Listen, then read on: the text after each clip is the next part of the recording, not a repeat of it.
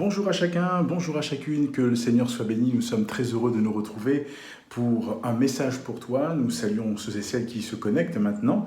D'autres vont se connecter dans quelques instants et nous prions que le Seigneur vous bénisse abondamment et richement. Je crois que la parole de Dieu est là pour nous encourager.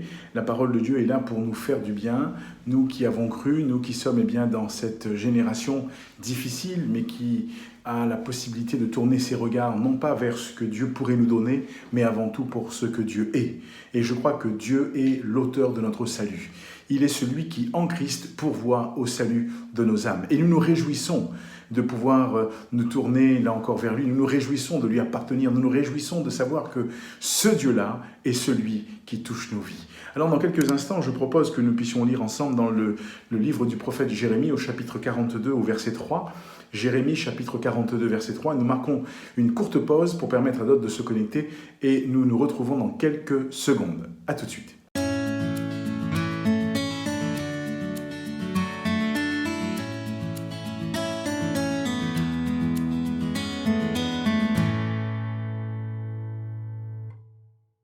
Nous poursuivons notre partage et ce salut bien sûr maintenant tous ceux et toutes celles qui de nouveau se sont là encore connectés avec nous et ceux qui nous ont rejoints. Que le Seigneur vous bénisse, que Dieu vous accorde toute sa grâce. Nous sommes très heureux d'être ensemble. Alors nous lisons aujourd'hui dans le livre du prophète Jérémie au chapitre 42 au verset 3.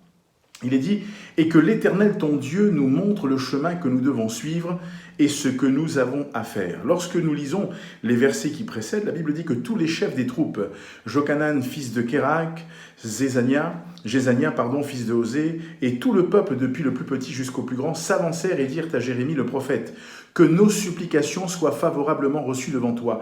Intercède en notre faveur auprès de l'Éternel ton Dieu, en faveur de tous ceux qui restent, car nous étions beaucoup.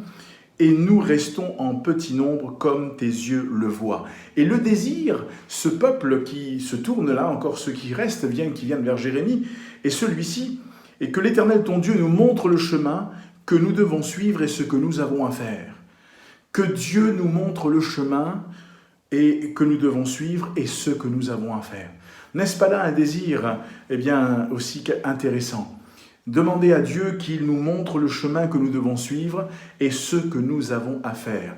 Or, nous savons bien que, là encore dans le contexte, ce peuple va vouloir fuir en Égypte et Dieu va leur dire « Non. Non. » Au verset 19, l'Éternel lui dira ceci à ce peuple « N'allez pas en Égypte, sachez que je vous en défends aujourd'hui. » Alors, bien sûr, Dieu parle, et quand Dieu parle, Dieu veut que nous l'entendions. Si nous parlons et que quelqu'un ne nous écoute pas ou ne nous entend pas, eh bien, nous sommes un peu embêtés, un peu gênés, voire même parfois un peu remontés dans notre cœur. Et pourtant, ça c'est sur le plan humain. Et sur le plan divin, lorsque nous avons donné notre vie à Jésus, lorsque nous lui avons confié notre vie, n'est-ce pas là une prière qui devrait monter dans notre cœur chaque jour, chaque moment? Seigneur, montre-nous le chemin que nous devons suivre et ce que nous avons à faire.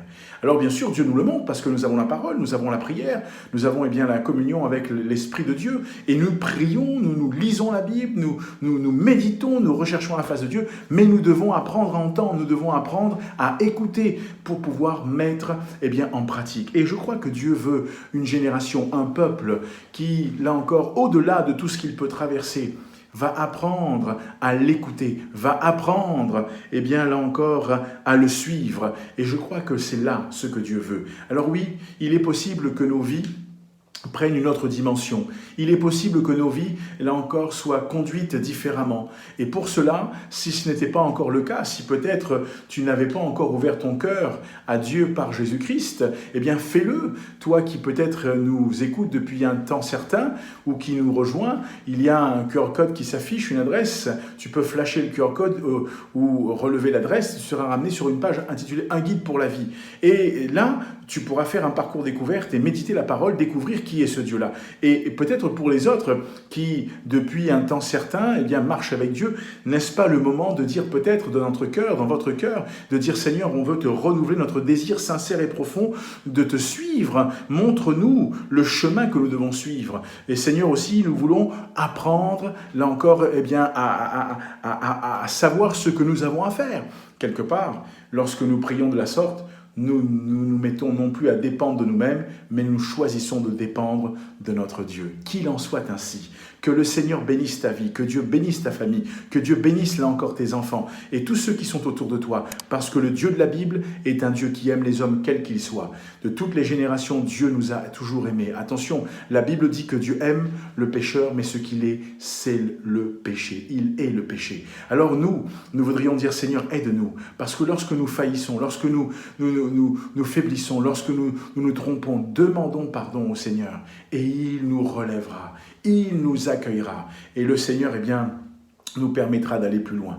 Que le Seigneur, encourage chacun d'entre vous, que Dieu vous bénisse et que Dieu répande sa grâce sur chacun d'entre vous. Je vous dis à bientôt pour un message pour toi.